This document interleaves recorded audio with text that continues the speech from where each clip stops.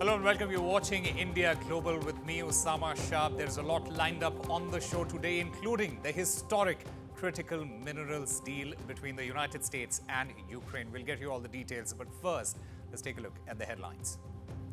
The United States and Ukraine sign a historic critical minerals deal. The agreement aims to secure long-term returns on strategic investments in the region and provide Kyiv with reassurances of ongoing American backing amid the war with Russia. Defense Minister Rajnath Singh speaks to his US counterpart Pete Hegseth. US urges India and Pakistan to de-escalate amid growing tensions. Meanwhile, the United States demands Pakistan to cooperate in Pahalgam terror attack probe. Record Indian origin candidates elected to Canada Parliament, Anita Anand and Ruby Sahota among Liberals winners. Bangladesh is facing a currency note crisis worth 15,000 crore taka. Reports suggest that Bangladesh is set to halt cash with Sheikh Mujibur Rahman's image. And an exclusive conversation with the world rapid chess champion Koneru Hampi, who says that this is the golden generation for Indian chess.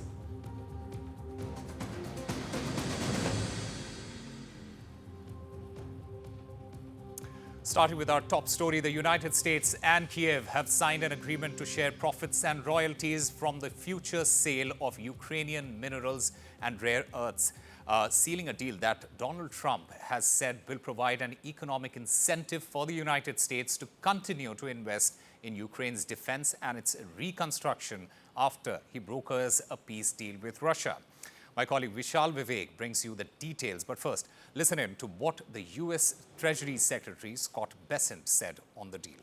Today's agreement signals clearly to Russian leadership that the Trump administration is committed to a peace process centered on a free, sovereign, and prosperous Ukraine over the long term. It's time for this cruel and senseless war to end. The killing must stop. And both the United States and the government of Ukraine look forward to quickly operationalizing this historic economic partnership for both the Ukrainian and American people. So what is the US-Ukraine minerals deal? Well, at stake are 20 minerals including titanium, lithium, and uranium. Under this deal, the US will get access to Kyiv's rare earth minerals. These minerals can be used in the manufacturing of various high-end semiconductors. These semiconductors are used by various high-end companies such as NVIDIA and other US manufacturers. Other than that, a joint Ukrainian-US investment fund will be created. This fund is designed to reinvest some revenues into Ukraine. This will help in the reconstruction of Ukraine. We all know that years of war has almost destroyed a major part of Ukraine. A joint US-Ukraine venture to search for minerals will also be looked at. So this venture is not just about reconstructing Ukraine, it's also about looking for some other rare earth minerals which could be in Ukraine. This deal also gives the US sweeping access to Ukrainian industries beyond minerals. So that is another aspect of the big deal. While Ukraine has said that full ownership and control of its resources is staying with Kyiv, there is still no explicit mentioning of any security support for Ukraine. We all know that Ukraine has been rallying for that security guarantee that it has been asking the US for. The deal comes after weeks of intense negotiations, but whether or not this will actually lead to a full-fledged peace deal, that remains to be seen. Well, in fact, this rare earths deal between the United States and Ukraine, it raises some big questions. Number one, does this pact solidify US military commitment in Ukraine?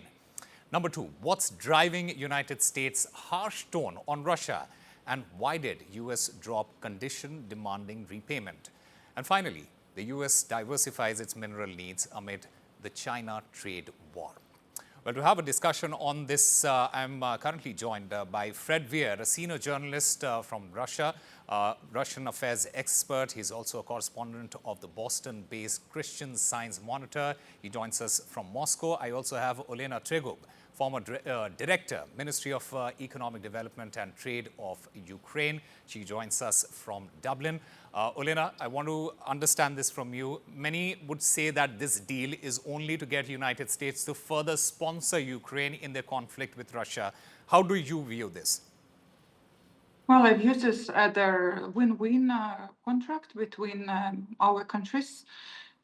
For Ukraine, it is important to have the United States as an ally while we are trying to protect our country from being destroyed by Russia. And for US, it's important to basically for their administration to show that Ukraine is not a charity case, that Ukraine is also a strategic asset, because we now will be buying those weapons from the United States. We will be also sharing some income from our mineral extraction that we have in Ukraine. So this is also good for them to show, but generally, it shows that we were able to negotiate a difficult agreement, and we are very happy in Ukraine about how our young government, Yulia Sviridenko, our young Vice Prime Minister, how she defended Ukrainian interests, because this deal is very good for Ukraine.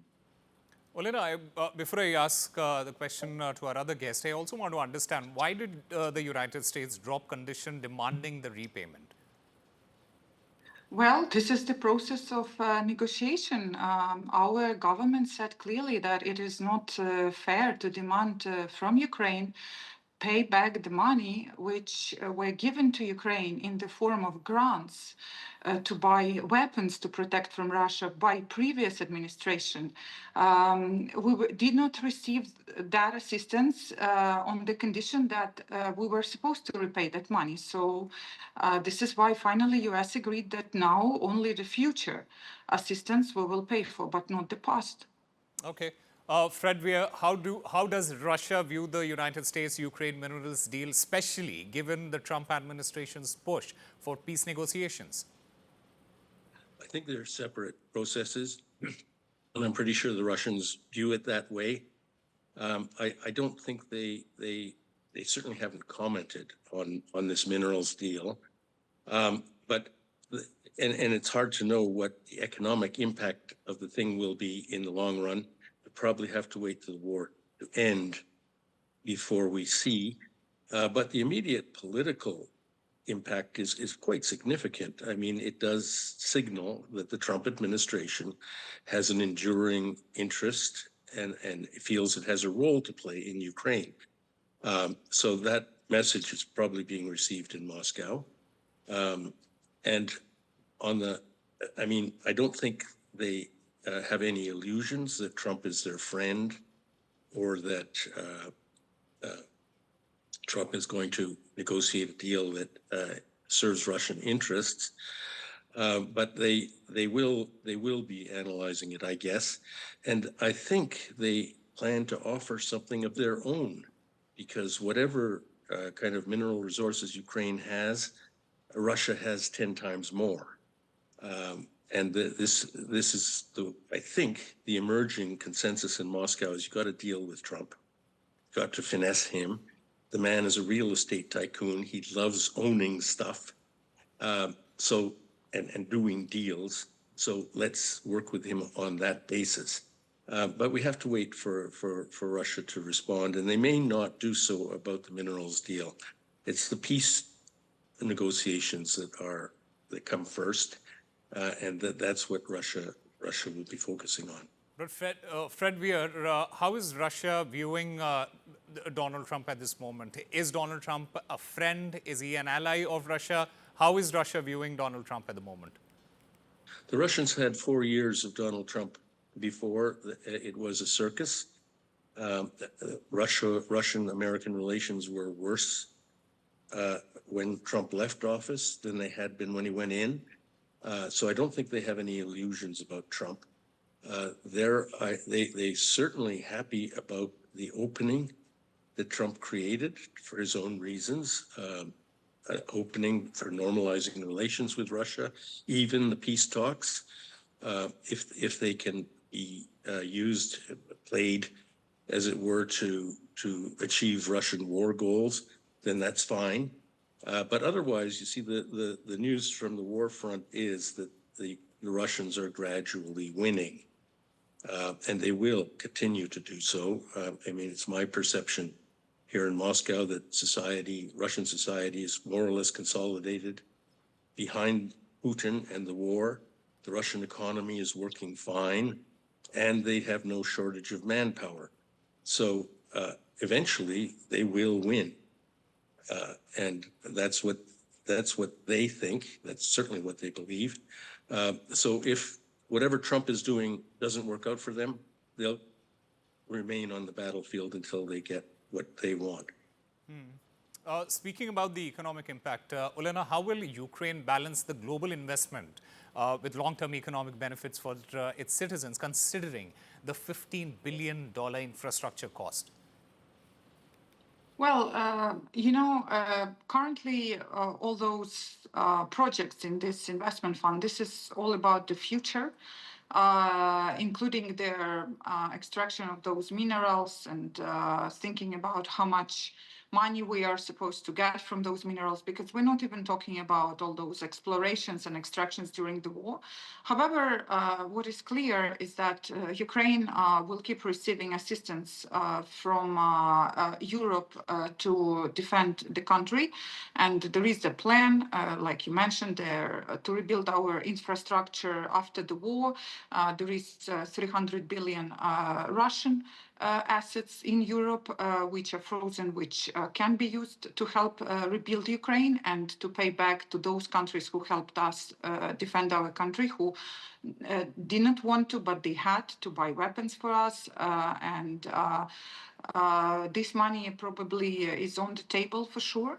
And generally, to comment to the previous speaker, look at the price of oil today. Do you think if this price will stay low like this for 3 months, will Russia have money in 3 months to keep fighting the war? I'm not sure about that, because what we see right now, Saudi Arabia has moved towards more American position, not to help keep the high prices on oil globally. And now we can be in the period when it will be below the mark of $70, $60, which is now planned by Russia. If it is below what they estimate to get for several months, do they still have the sovereign wealth reserves funds? No, I'm not sure about that. Where will Russia take the money from for this war? Okay. Fred Weir, do respond to what Olena has said. And apart from that, what are Russia's plan for mineral resources in areas like Donetsk, and how does this agreement affect them? Well, first of all, if I had a dollar for every time in the past 25 years somebody has said Russia is doomed because of this or that factor, I would be a very rich man. Russia has proven in the past 3 years that it's awfully resilient. Its economy can withstand and even grow under the biggest blizzard of sanctions ever leveled against a country. And I'm quite sure that the oil price, well, it may hurt. I'm pretty sure sanctions hurt. I see no signs at all that Russia is trembling. As for the occupied territories, their plan is to incorporate them into Russia. They've annexed them under their own laws. And the rebuilding process, if what one sees on TV can be believed, is already underway. They've built, I think, completed a new railroad from Rostov-na-Donu to Mariupol. They're rebuilding Mariupol. And again, I'm getting this from Russian TV reports, but they're visual. And I spent quite a bit of time in Mariupol back before the war. So I know the city, and I can see that there's a tremendous amount of construction going on from the news reports. As for the mineral resources, and that is the Donbass is very heavy in resources. I'm sure the Russians will have plans to develop it. In fact, when the war ends, I think a lot of their war spending and the patriotic fever that has been developed will be transferred to the notion of rebuilding those territories. I think that the war spirit will continue in that form, as well as the spending, the state spending that's going on. So I think that, well, I mean, we all hope that peace will come as soon as possible, but there's clearly a huge gap between Russia and the United States at this moment. Okay. Despite the positive noises one hears. All right. The United States also claims that the deal is going to support a peace process for Ukraine's sovereignty. How will Russia interpret this, and what are its key conditions, etc.? That is some of the questions that still remain. Olena and Fred, thank you very much for speaking with NDTV. We will slip into a very short break, but up next is Kamala Harris's sharp rebuke to United States President Donald Trump. Stay tuned.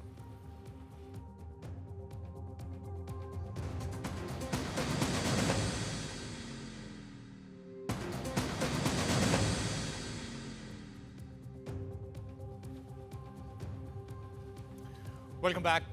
In a most sharp remarks since leaving the White House, former Vice President Kamala Harris, she took direct aim at US President Donald Trump, accusing him of driving the United States towards economic and constitutional crisis. Just one day after Trump marked his 100th day in office, Kamala Harris slammed his sweeping tariffs, calling them the trigger for what she described as, and I quote, the greatest man-made economic crisis in modern history. She has also warned that this escalating clashes with the judiciary could push the nation into a full-blown constitutional crisis.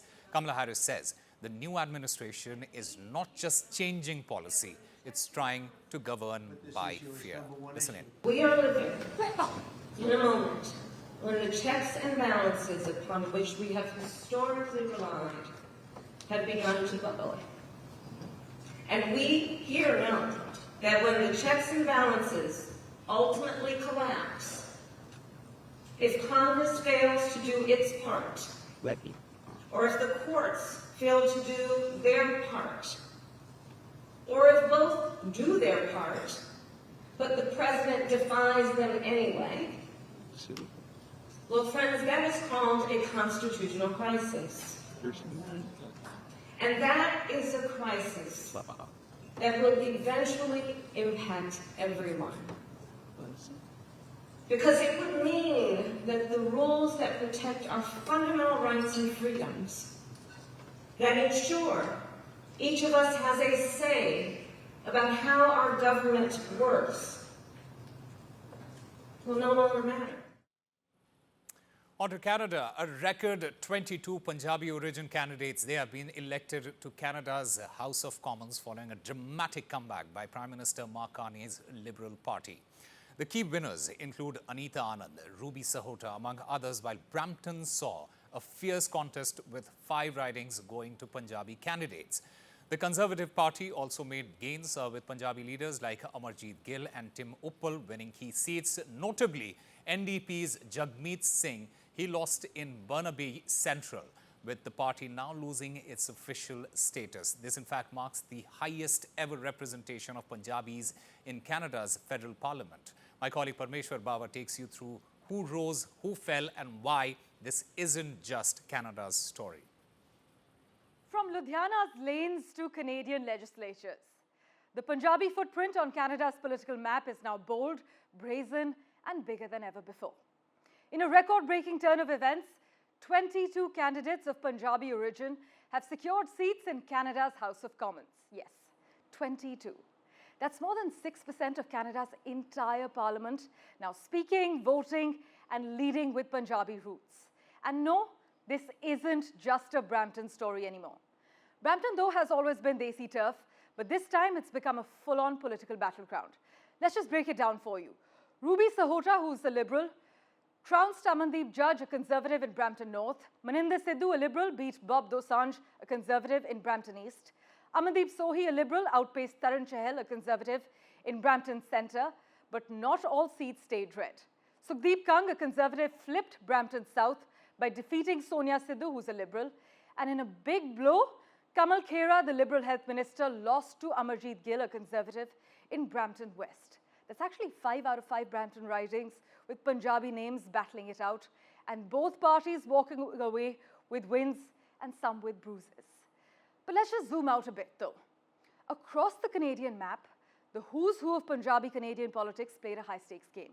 Liberal heavyweights who held their front and their fort include Anita Anand from Oakville East. The former innovation minister isn't just a political brain, she's also one of the few Trudeau-era ministers to survive this wave. Bardesh Chagger from Waterloo, a veteran name, she's known for her work on diversity and inclusion.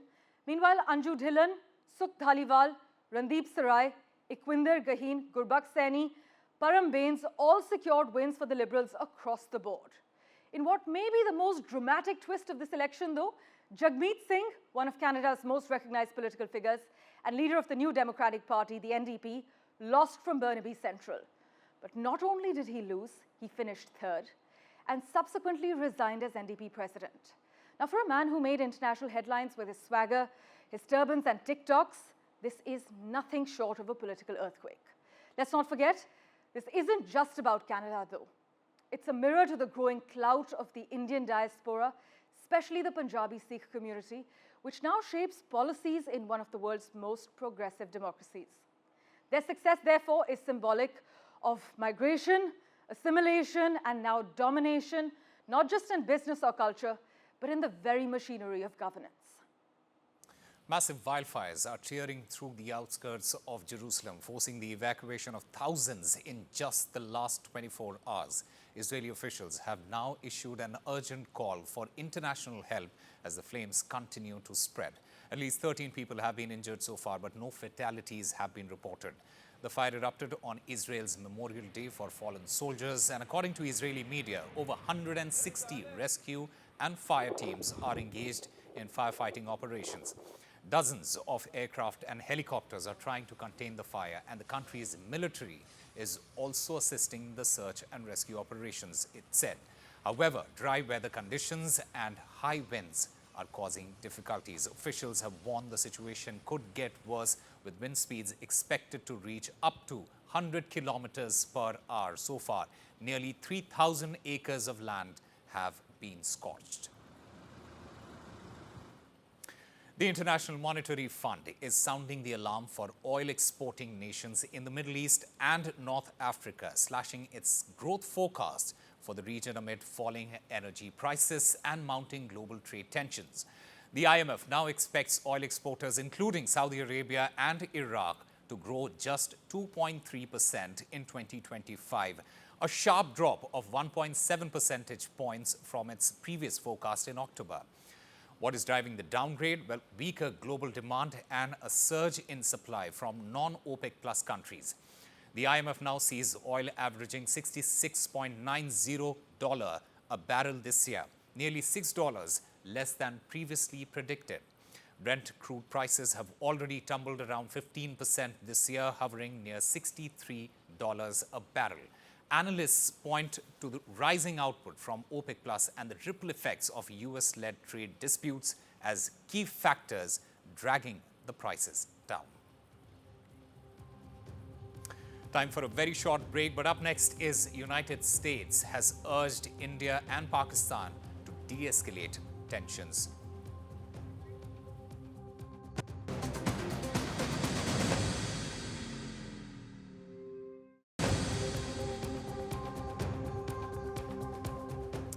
Welcome back. You're watching India Global. Following the April 22nd Pahalgam terror attack in Jammu and Kashmir, which killed 26 people, the United States has urged Pakistan to cooperate in the investigation and encouraged both India and Pakistan to de-escalate tensions. Defense Minister Rajnath Singh, he spoke to the US Defense Secretary Pete Hegseth with the Defense Minister saying that Washington backs India and has called the world to condemn terror. The US Secretary of State Marco Rubio, he spoke with Indian Foreign Minister S. Jaishankar and Pakistani Prime Minister Shehbaz Sharif, emphasizing United States' support for India against terrorism and pressing Pakistan to assist in probing the attack attributed to the Resistance Front, a group that is linked to Pakistan-based Lashkar-e-Toiba. Pakistan has denied involvement and calls for a neutral investigation. Now, amid heightened tensions, including India suspending the Indus Water Treaty and both the nations closing airspaces, Marco Rubio has stressed re-establishing direct communication to maintain peace.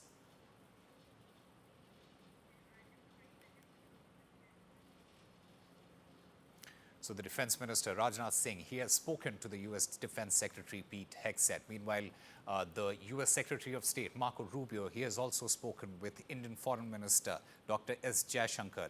He has emphasized that U.S. Is supporting India against its fight against terrorism and also pressed Pakistan to, in fact, assist in probing this attack. Pakistan, it has denied involvement and it has called for a neutral investigation now amid heightened tensions, which led to India suspending the Indus Water Treaty and both the nations closing their airspaces. Marco Rubio has now stressed re-establishing direct communication in order to maintain peace.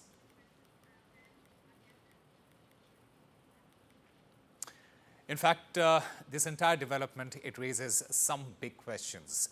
Number one, will the United States be able to de-escalate tensions between the two countries?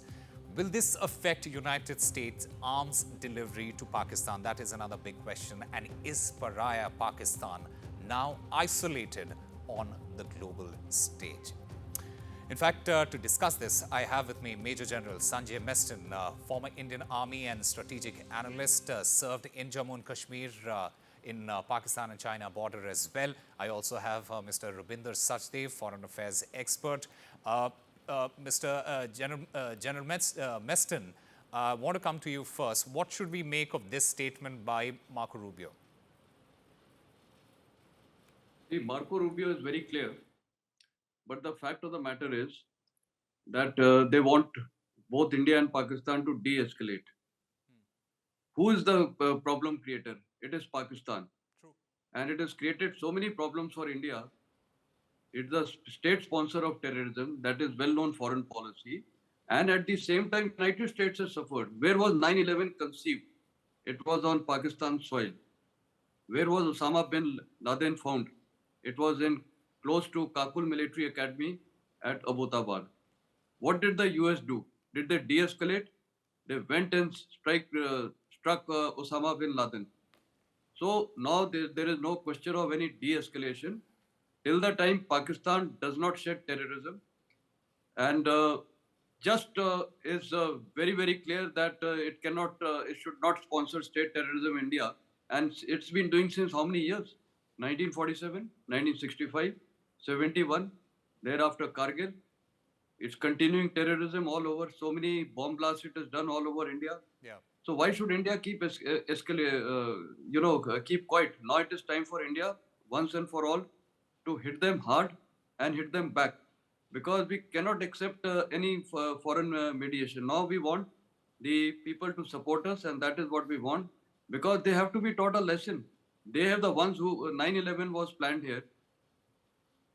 Yeah. Osama bin Laden was found here. Yeah. So America realizes it. The world realizes it. Whether it was strike on UK, whether it was on France or any part of the world, most of the strikes have been originated from Pakistan. And which country today, if Americans are asked, which country is the epicenter of spreading Islamic terrorism?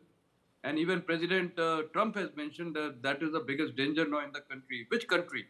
Absolutely. I think it is clear. It is Pakistan. Absolutely. So when the whole world realizes, I fail to understand why they want now it should de-escalate. I would put it other way. Marco Rubio should be very clear, tell Pakistan, stop terrorism. Otherwise, we will take necessary action. Absolutely, and the entire world should come together to speak that language. Very well said, sir. Yeah. Mr. Sachdev, let me come to you.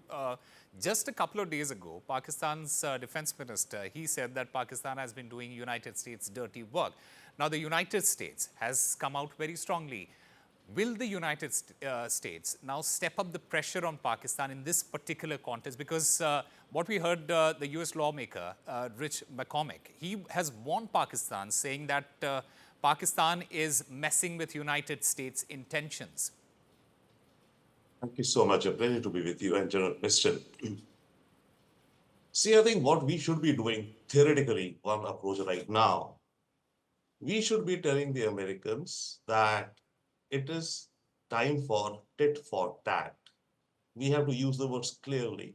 And the reason I'm saying these words will resonate with American leadership, with Trump, tit for tat. We've been hurt too often, too long, and now we want to give them back. So, Mr. Secretary of State, what you do is you tell Pakistan, we are going to hit them. You tell and you pressure Pakistan that whatever Pakistan is thinking of reacting, retaliating, Pakistan should lower it down. See, if we take a hit or if we make a hit, Pakistan will retaliate. We don't know how, I mean, in a certain sense, right?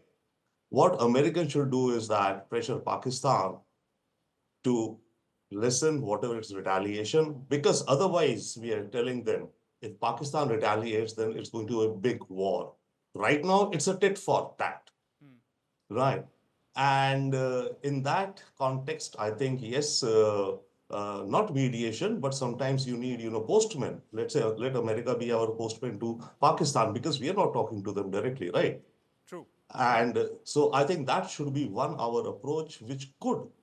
And then let Pakistan, retaliate at a lower level, which we are able to defend, play out that charade. Let Pakistan play a charade. It will have to play a charade of protecting itself, right? So the Americans can put pressure on Pakistan with respect to that. Forget about, chasing or investigating who the terrorists are or, investigation by the Pakistan government, etc. I mean, that's usual down the rabbit hole. Yeah. This is what we want. But Mr. Sajdev, what realistic leverage does Pakistan have here? Because in the past as well, there have been instances where Pakistan has handed over terrorists to the United States. Pakistan has also assisted United States in their war with Taliban. And it is quite likely that they will side with the United States again if it comes to a situation with Iran and the United States. Is that a leverage that they can utilize and they want to utilize? What is your opinion? No, they will, they have to, perform and act like a state, a responsible state, right? So that is what they will do. But, the point is that we do not know. We do not know what the mix is. We do not know, how many of the ISI are completely, radical. Some ISI may be, professionals, fair enough. But how many are radical, we don't know. And looking at the track record, what they're doing, we would want the entire ISI to go. Yep. General Meston, will this situation have any sort of effect on United States arms delivery to Pakistan? What do you think about that? Yeah, it should have a total impact. I think United States should cut off every arm delivery to Pakistan. Pakistan cannot, extract leverage throughout.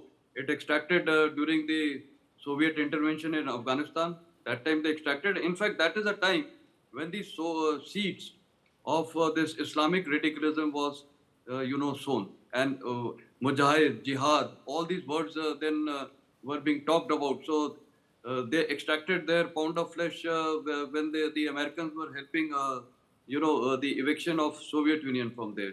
Next is when 9/11 happened. Again, the United States and 52 countries part of the ISF, they were in Afghanistan. So they had to go through Pakistan for all their logistics. So again, Pakistan extracted their pound of flesh. So Pakistan has always extracted their pound of flesh. And this is where somehow the West is being trapped. And you just mentioned even Iran. If tomorrow there's a conflict with Iran, I think now it is high time. With Iran, I don't feel that there is any necessity of Pakistan. Reason being because Iran, the US flotilla is based in the Arabian Sea and they have a lot of advantages on that account, and they have their bases all over Middle East, including Iraq. So that way they're well poised. So, and they don't have to be having troops or boots on ground there. It's going to be basically drones and, missiles and air.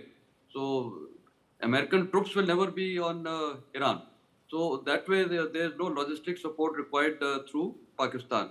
And now United States is already planning to have a Bagram air base in Afghanistan. So this shows that Pakistan's strategic geographical strategic location may not be much relevant now to Americans.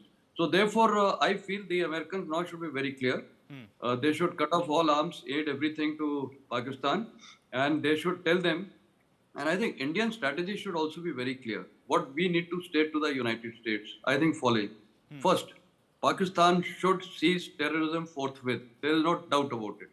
Number two, Pakistan must vacate entire POK and hand it over back to India. This is our territory. Number three, I think most important factor is that the Durand line has never been recognized by Taliban 1.0, Taliban 2.0, and the people of Afghanistan. Yeah. So let India raise this issue of Durand line in every possible forum and explain to the West that what were the original borders between the then British India and between Afghanistan then. So restore those borders. And let me tell you, why this Kashmir issue always being propped up by Pakistan? Because actual problem for them is the Pashtuns, what they have done. The Pashtuns on this side of the Durand line. So what they have done tactfully, and I would say very strategically, they have resorted to de-Pashtunization of the Pashtuns. This has been their strategy. So what was this strategy? What was the end result? That the Pashtuns were radicalized into Islam movement, and therefore they kept fighting among themselves, and they did not have time for education and so forth, and they were being used in jihad and suicide bombers. Now Taliban has realized that these people were radicalizing them, and they have spoiled their country. Americans know it, whole world knows it, what Afghanistan was way back in 60s and 70s. So now, whole world should realize that Islamist movement, which they are talking about everywhere, and what was Asif Muni's statement? Two-nation theory? And what was that? Hindus and Muslims are separate. Imagine an army chief who's heading his own armed forces is making such statements. Absolutely. So all these kind of things need to be told to the United States. So I think we need to go on a full-fledged diplomatic offensive all over the world to highlight what Pakistan is doing. Absolutely, and you have already answered the question, should United States be able to de-escalate tension? And the question is, will United States be able to de-escalate tension if at all it finds itself in that situation? Thank you very much to the both of you for joining us and having this conversation. Time for a very short break, but up next is Bangladesh is facing a currency note crisis. We'll get you all the details after the break.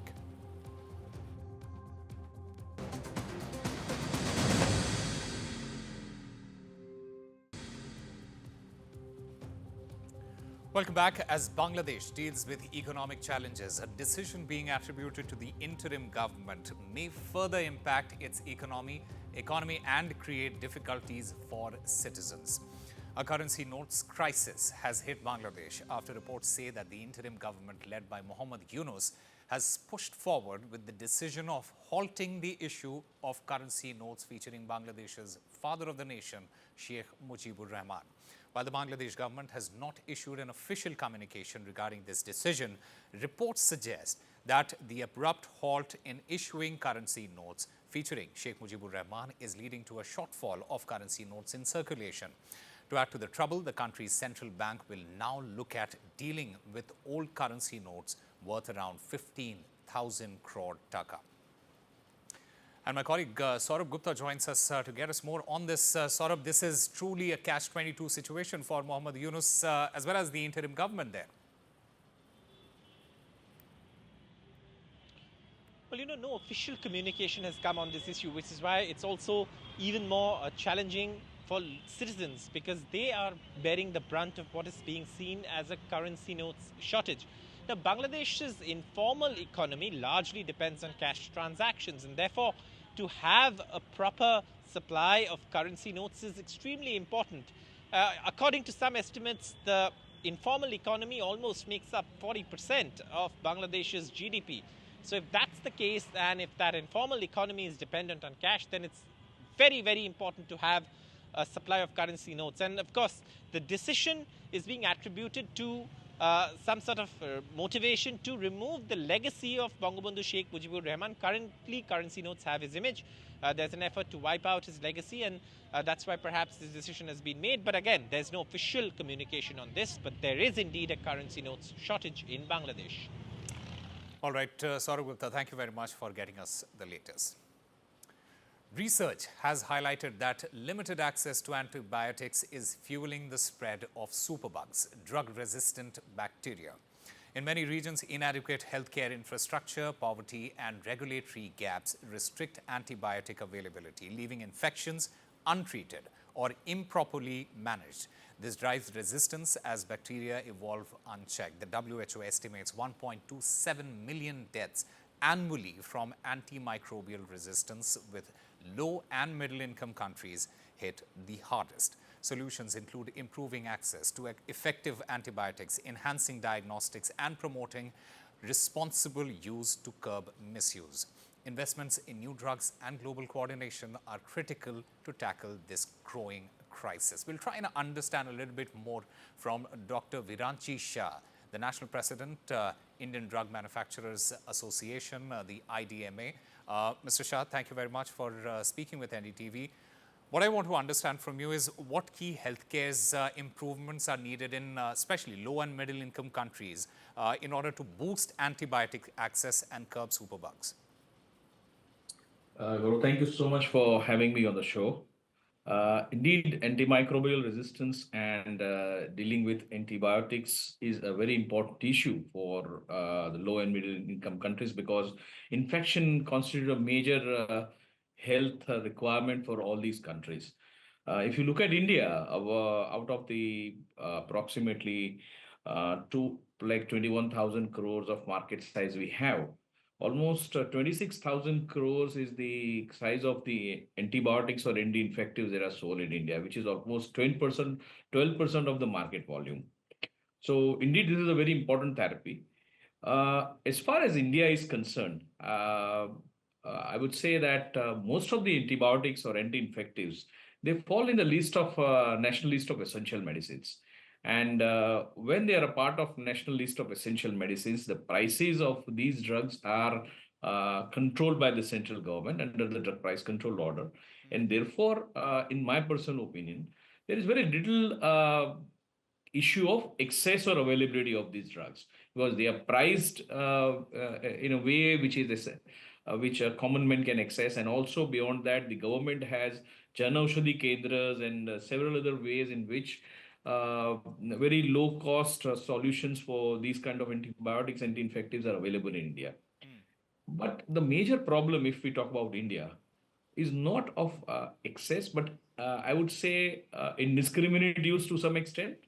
Because in India, it's very easy to go to a chemist shop or pharmacy and ask for an antibiotic. And many of the patients do that based on probably the prescriptions that were given earlier by a doctor, assuming that it is the same strain that has infected them again, which is actually a big mistake, right? Dr. Shah, is it also because of the lack of education when it comes to people? And, my follow-up question is, how can communities, especially in low resource areas, be educated on responsible antibiotic use? So I think the most important part of antibiotic use is people have to understand that antibiotics are not things like painkillers or vitamins. And every infection may have a different strain. And therefore, it is always important for a patient with any suspected infection to reach out to a medical professional, understand what best antibiotic would be applicable to that particular condition, and on that prescription be allowed to use those antibiotics.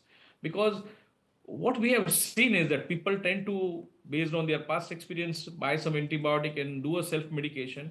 Over and above that, we treat it as a painkiller. Like if you take that antibiotic for 2 days and you feel good and you stop using it. Absolutely. And that which is actually is a very, major very cause for the also resistance. That is something that is very, very dangerous also. And you very rightly put it also there. Another point is, how can the WHO, say for example, drive collaboration between nations, etc. And that is something that we still need to answer. But thank you very much, Dr. Shah, for being a part of this conversation. Meanwhile, the Padma Shri rapid chess world champion Koneru Hampi, she spoke to me yesterday. This was during an event where she said that this is the golden period of Indian chess. Listen in to that conversation. Joining me right now is one of the finest minds in the world of chess, the Grandmaster herself, Koneru Hampi. Thank you very much for speaking with NDTV. First of all, I would want to understand why you are here, because this is possibly for the first time that an event like this is happening. What basically, what is the reason that you decided to be a part of this particular event, and what's different about this event? Yeah, thank you. And it's been really wonderful to be in this SOG Grandmaster Series. I've been associated with them as a brand ambassador from the last few months. So I have been there in their Mumbai event as well. And this is one of the best platforms for online gaming show, where we have a chess, blindfold chess, and also rummy taking place. So they give an opportunity to a lot of players to take part online, sitting from their home, and later on they come here for playing these semi-finals and finals, and also they'll be having bigger tournaments in future as well. So this is a very good platform for youngsters to improve their skills and also to showcase their talent.